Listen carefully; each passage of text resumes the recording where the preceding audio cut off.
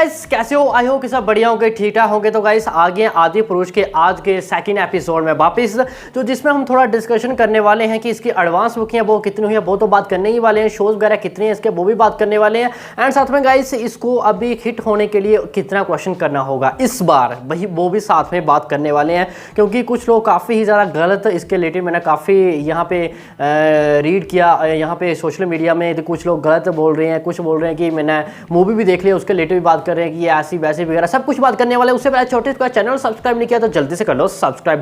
देखो गाइस सबसे पहले मुझे लगता है कि कुछ लोग हैं वो प्रवास के बारे में थोड़ा कम ही जानते हैं। एंड मैं उनसे यही कहूँगा कि थोड़ा रिसर्च कर लें उनके बारे में। काफ़ी लोग मैं देखा कि हल्के में ले रहे हैं। एंड साथ में ये मतलब इस मूवी का जो रिव्यू डाल रहे हैं पहले से, एंड कुछ तो इसको मतलब 4 मतलब स्टार दे भी रहे हैं, कुछ उसका 1-2 स्टार देकर बोल रहे हैं कि ये बिल्कुल भी अच्छी मूवी है, इसमें VFX है बिल्कुल ले लो कि जैसे हॉलीवुड का मूवीज़ का होता था 2002 में, ऐसा है इसमें 2002 में, और ऐसा इसमें VFX दिखाया गया है जो कि बिल्कुल भी अच्छा नहीं। आप अपने जो पैसे हैं उसको बिल्कुल भी वेस्ट मत करो और इसको मतलब नहीं जाना देखने के लिए। देखो सबसे पहले अगर जो लोग उनका बोल रहे हैं, जो उनका बोलने से कुछ लोग जा रहे हैं, तो मैं उन सभी को यही कहूँगा आप वेट कर लीजिए। एंड जब तक ये मूवी सिनेमाघरों में नहीं आती, जैसे कल टुमारो को ये आ जाएगी, आप वेट करो। एंड अगर आप किसी रिव्यू का वेट कर रहे हो तो आप जिस चीज़ का फेवरेट है आपका, उसका रिव्यू का वेट कर रहे हो तो उसका रिव्यू आप देख लो एंड देखने के बाद जाओ। या फिर आप किसी का रिव्यू नहीं देखते हो तो मैं आप सभी को यही बोलूँगा कि आप जाके पहले देखो, क्योंकि हर एक बंदे की अपनी अपनी चॉइस होती है,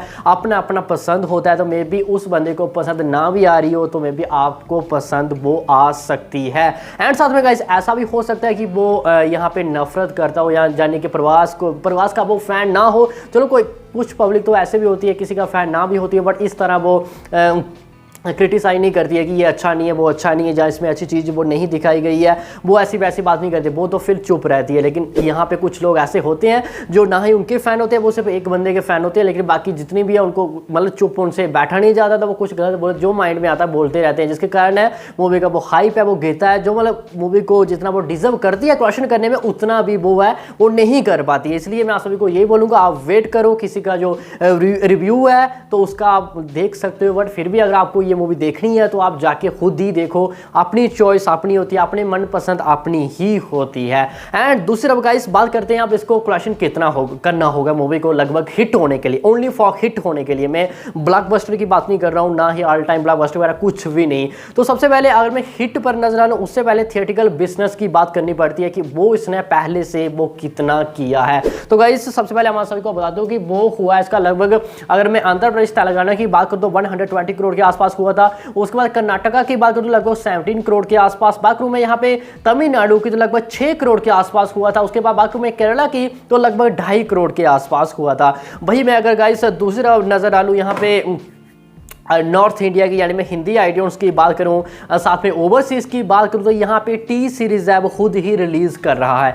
यानी कि टी सीरीज खुद रिलीज कर रहा है, इसका मतलब कि हम ये अंदाज़ा नहीं लगा सकते, लेकिन फिर भी अगर हम थोड़ा यहाँ पे ट्रेड फिगर के हिसाब से देखा जाए तो गाइस ये होता है लगभग 77 to 78 करोड़ के आसपास होता है नॉर्थ इंडिया का। एंड ओवरसीज की बात करूँ तो लगभग 23 to 24 करोड़ के आसपास होता है। यानी मैं सभी को ऐड करूँगा तो लगभग 245 to 246 करोड़ के आसपास होता है ओवरऑल थिएटिकल राइट्स यहाँ पे आदि पुरुष का। यानी मूवी को लगभग मैं देखूंगा तो इसको हिट होने के लिए लगभग 480-500 समथिंग ग्रॉस कलेक्शन करना होगा, जो कि देखा जाएगा इस तो जिस तरह मूवी है, जिस तरह इस मूवी की स्टोरी है, तो उसी के हिसाब से देखा जाए तो ये नंबर्स है इसके आगे जस्ट मुझे तो कुछ भी नहीं दिख रहे हैं। लेकिन स्टोरी मैंने पहले ही बताया था अपने पहले वाले एपिसोड में कि हम सभी पब्लिक का स्टोरी तो जानती है, हमें सिर्फ ये देखना है कि ओम राउत है, प्रेजेंटेशंस है, जो उनके जो एक्टर हैं, उनकी जो स्टार लिस्ट है, स्टार कास्ट है, जैसे कि प्रवास उन्होंने परफॉर्म है वो किस तरह इसमें की है, राम की जैसे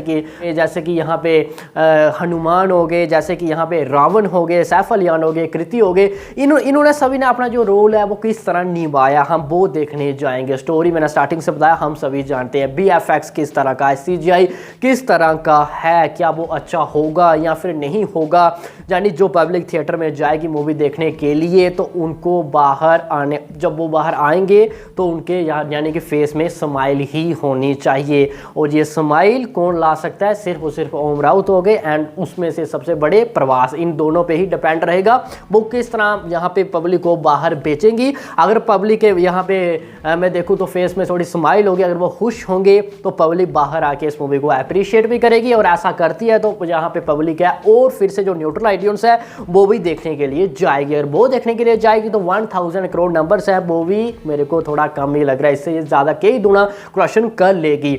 तो गाइस बाकी देखते हैं नंबर्स किस तरह निकल के सामने आते हैं। अब बात करते हैं गाइस इसकी एडवांस बुकिंग वो कितनी हुई है।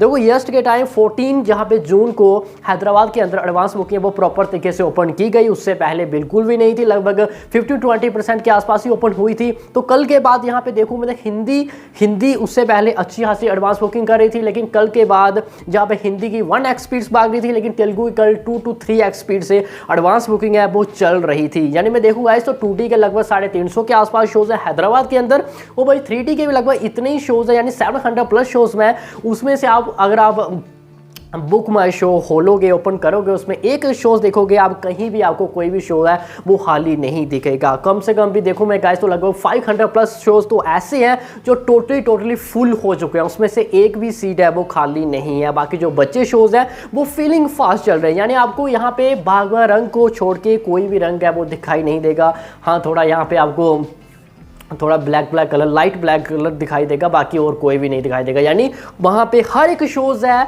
वो आज शाम तक टोटली फुल हो जाएंगे। यानी टुमारो को इसमें 90 to 95% ऑक्यूपेंसी के साथ कल ओपन होने वाली आदिपुरुष ओनली फॉर हैदराबाद। बात करूँगा इस बेंगलुरु में भी अच्छा रिस्पॉन्स मिल रहा है हर एक लैंग्वेज में, हर एक फॉर्मेट पे, चाहे आप कन्नड़ा की बात करें या फिर आप यहाँ पे तमिल की बात करें, तेलुगु की बात करें, या फिर हिंदी की बात करें, मैंने हर एक लैंग्वेज चेक किया, वहाँ पे अच्छा ही रिस्पॉन्स मिल रहा है। हर एक शोज है वहाँ पे बागवा रंग है वो छाया हुआ है। बात करूँगा इसमें दिल्ली एनसीआर में, तो दिल्ली एनसीआर में मुझे 1500 समथिंग शोज के साथ ही ओपन लेती हुई नजर आ रही है डे नंबर 1 में। वो दूसरा बात करूँ मुंबई में कल ये 1500 शोज लेके डे नंबर 1 में आएगी। बाई शोज मैंने देखा काफ़ी ज़्यादा है वहाँ पे, फीलिंग फास्ट ऑलमोस्ट फुल है शोज है वो हो चुके हैं। गैस करते हैं गाइस अब यहाँ पे एडवांस बुकिंग की वो कितनी हो चुकी है। यस्ट के टाइम गाइस बिग और ब्लॉक से लगभग 15.5 करोड़ के आसपास इसकी एडवांस बुकिंग है गाइस वो हो चुकी है।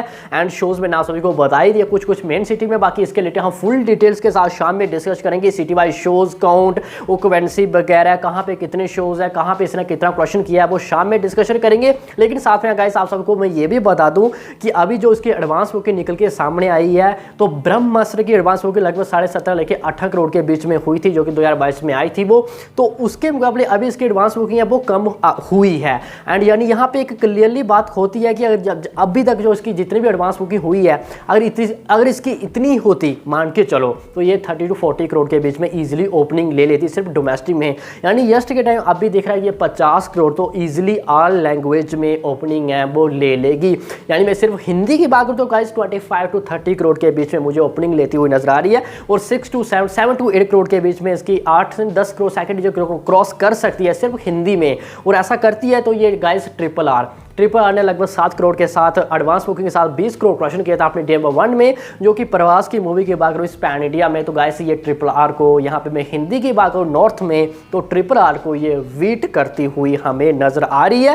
एंड साथ में 2023 की बात करूँ गाइस तो पठान के बाद मुझे लगता है कि सेकंड सबसे हाईएस्ट मैं नेट की बात करूँ तो ओपनिंग लेती हुई हमें नजर आ सकती है, इवन उसको वीट भी करते हुए हमें नजर आ सकती है। बाकी वेट करना पड़ेगा शाम तक किस तरह नंबर्स हैं गाइस वो निकल के सामने आते हैं। बात करते हैं गाइस अब ओवरसीज की, तो यस्ट गाइस ओवरसीज में यस्ट के टाइम 13 to 14 करोड़ के बीच में अभी एडवांस क्वेश्चन है निकल के सामने आया है। यानी डे नंबर 1 में हमें 25 to 30 करोड़ के बीच में ओवरसीज में क्वेश्चन आता हुआ हमें नजर आ सकता है। बाकी हम आप सभी को शाम में फिर से फुल डिटेल्स के साथ बता देंगे ओवरसीज में किस तरह नंबर्स हैं वो निकल के सामने आ रहे हैं। अगर शाम को नहीं भी आया एपिसोड तो कल टुमारो मॉर्निंग में आ जाएगा, उसके बाद आफ्टरनून के टाइम में इसका रिव्यू है गाइस वो भी निकल के सामने आ जाएगा। बाकी गाइस अभी के लिए तो इतना ही है। बाकी आपका क्या कहना है इसके रिलेटेड, क्या ये मूवी चल सकती है या कितना क्वेश्चन कर सकती है डे नंबर 1 में, एंड एडवांस बुकिंग है डे नंबर 1 में कितना कर सकती है, कमेंट सेक्शन में जरूर बताना। बाकी गाइस मैंने बताया कि कल के लिए तो मैंने सब कुछ बता ही दिया। बाकी अगर मैं इसकी सैटरडे संडे की बात करूँ गाइस तो मुझे बिल्कुल सेम ही दिख रहा है,